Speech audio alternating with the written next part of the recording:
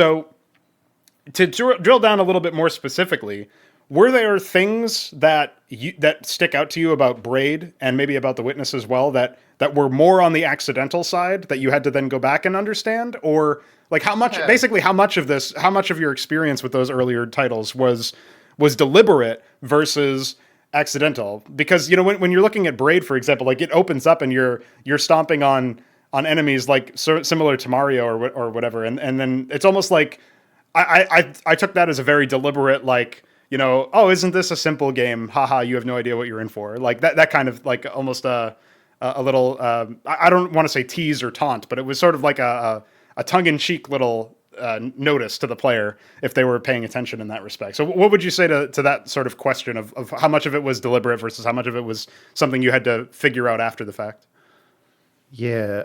So as a preamble to this, I'll say it is a weird thing to me.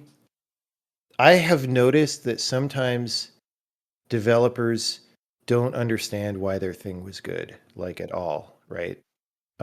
Even when they go talk about the thing, like before they even make the next thing, and it doesn't capture what was good about the first thing. Like sometimes they'll go give interviews about their successful game, and you listen to them talk, and you're like, holy shit, this person has no idea what is actually good about the thing that they did. And that's a puzzle to me, and I'll never like it happens a lot, and I don't understand it. I'll just say that. Um, but when it comes to my own stuff, you know, when I start making a game, it's some idea that I'm excited about, right? So for Braid, there was this time idea, right? And I couldn't see very far into what the game would become through development because the early part of development is just like exploring the initial idea and figuring out, okay, this idea is exciting. This idea is not a whole game, right? So, like, how do I find the game from the idea is the initial process. And um, that process involves a lot of learning about where can this idea go, right? And so that early learning kind of has to happen or you don't have a game, right? At least the way that I do things. Um, then there's like a second order of learning that's more like helps you get a better game or a worse game, right? So in Braid specifically, one of the, I think, more straightforward and simple things that I learned was like, oh, this game is better when the levels are less convoluted and less complicated in terms of like the geometry of the level and the number of monsters or whatever. And when it's more like there's one or two puzzles on this level and we put whatever walls there are necessary to do these puzzles, but like apart from that, you're not like wandering a strange land for half an hour and then there's a puzzle, right? um the game could have been that way. It's not the game that I made, right? And it's just as I mean, and that's also not to say that that wouldn't be an interesting game. It's just where you really don't want to end up is some lukewarm place in the middle where like you don't know and you don't have a principle guiding your level design and you just sort of do whatever, right? That's not good. So one of the things I learned was, oh, actually, um, for this game that I'm making, it is really good when levels are pretty simple and pretty minimal. And I didn't actually take that minimalism all the way. So in the game, you know, there are monsters that don't technically have to be there and stuff. And these days, if I were to design a game like that, I might be even tighter about that. But that was a thing that I was learning, right? And then there are some things that you start to learn maybe as the game gets sophisticated and toward the end that they're interesting, but exploring them would take you kind of off the current topic.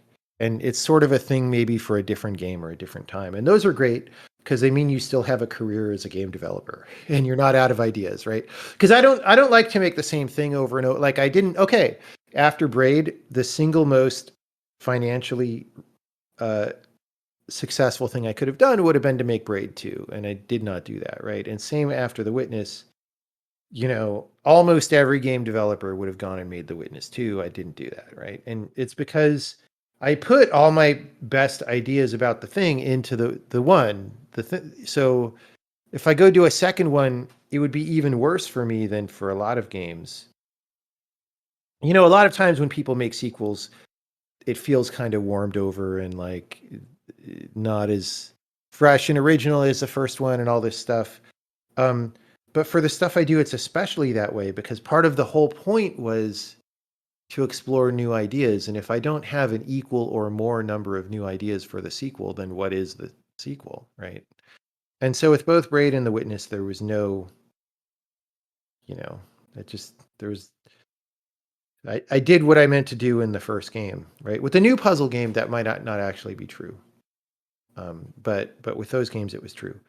So with Braid, one thing that I became very interested in that there just wasn't anywhere in that game to explore because the game was sort of, it became clear, okay, this is the extent of the game. This is about how many levels there are and whatever. I became really interested in this nonverbal communication aspect of the game about like how you could make certain moments that felt certain ways. Like there's one level where you kind of have to intentionally jump into a spike pit, and there's like a certain gravitas to that level that I became really interested in, and like foreshadowing to the extent that you can foreshadow in a game with like very short things like, oh, this level is the only one without a title, or I think there are two, but the first one without a title. Um, and that's like a minor way of signaling gravitas that people are not really going to know what it means ahead of time, but it's like it's an interesting thing to do authorially or whatever. Like I became interested in that kind of stuff, and I became interested in just this idea of, okay, a person walks into a level and where does their attention go, right? And for Braid, I became interested in that in the course of refining the game because there's some pretty hard puzzles, and you just as a normal part of puzzle craft, you want to make sure, do people see all the relevant things that they need to see to solve the puzzle? Because Braid isn't supposed to be about like, oh, there's a lever hidden behind a bush that you could see 3 pixels of or whatever. That's not what game that is. Now I became interested in that in the course of making sure these things were like, when there's this thing going down that's going to block you, is that at least obvious enough that people have a good chance of seeing it and all that? Now,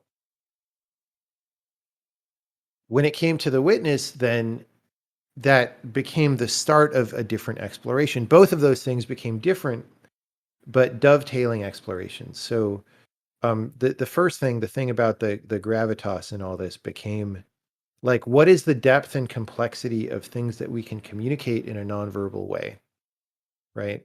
And then the other part about attention was like, okay, how do we compose more complex 3D scenes that are about orchestrating attention and about playing games with people's attention and maybe doing gotchas on them where, hey, this thing was in front of your face the whole time, but you didn't think it was important, but now it is. Kind of like a Chekhov's gun kind of thing a little bit. Um, but not in time, right? But like in space or in somewhere the more subtle fabric of interactivity of the game. So like that became all right. It's been a long enough answer again that I don't remember the start, but the question was something about, you know, what are you learning as a designer about what's good about the game?